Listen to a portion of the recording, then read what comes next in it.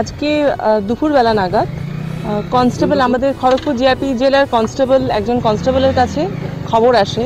খবরটা দেন শিবাস চন্দ্র দাস, যিনি একজন রেলওয়ে ট্র্যাকম্যান। তার কাছ থেকে উনি খবর পান যে ওনার কোয়ার্টারের পাশে যে একটা ছোট পুকুর মতন আছে, সেখানে ওনারা মাছ ধরছিলেন এবং মাছ ধরবার সময় ওনাদের হাতে একটি ব্যাগ মতন বাঁধে, যেটা ভীষণ ওজন ছিল। ওনারা ওই ব্যাগটি খুলে দেখেন এবং তাতে ওনারা দেখেন তার মধ্যে বেশ কতগুলি অ্যামিউনিশন আছে।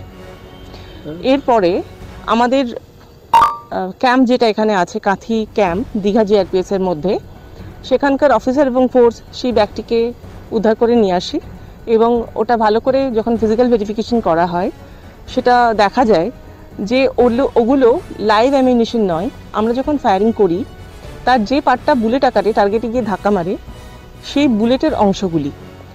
এর মধ্যে মোট 393টি বুলেট হেড আমরা পেয়েছি, যার মধ্যে 350টা আছে .303 এর বুলেট হেড, .38 এর বুলেট হেড আছে 3টে, 9mm এর বুলেট হেড আছে 7টি এবং AK-47 এর বুলেট হেড আছে 33টি।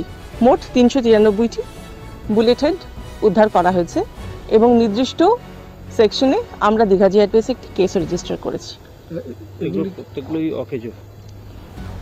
অকেজো বলতে এগুলি বুলেট হেড, অর্থাৎ ফায়ারিং এর পরে যেগুলি টার্গেটে লাগে সেই বুলেট হেড এগুলি। এগুলো কি মনে হচ্ছে যেগুলো ফায়ারিং এর পরেই এগুলো ধরেছে, নাকি এইগুলোকে নিয়ে প্যালেটগুলোকে নিয়ে কি নতুন কোনো বুলেট তৈরি করার পরিকল্পনা রয়েছে? দেখুন, এগুলো পুরোটাই তদন্ত সাপেক্ষ, কাজে এই মুহূর্তে প্রাইমা ফেসে আমি কিছু বলতে পারবো না। এই ব্যাপারে কি কাউকে জিজ্ঞাসাবাদ করেছেন? এটা সবে এখন কেসটা স্টার্ট হচ্ছে, আমরা নিশ্চয়ই ইনভেস্টিগেশনের সময় বিভিন্ন মানুষকে জিজ্ঞাসাবাদ করব।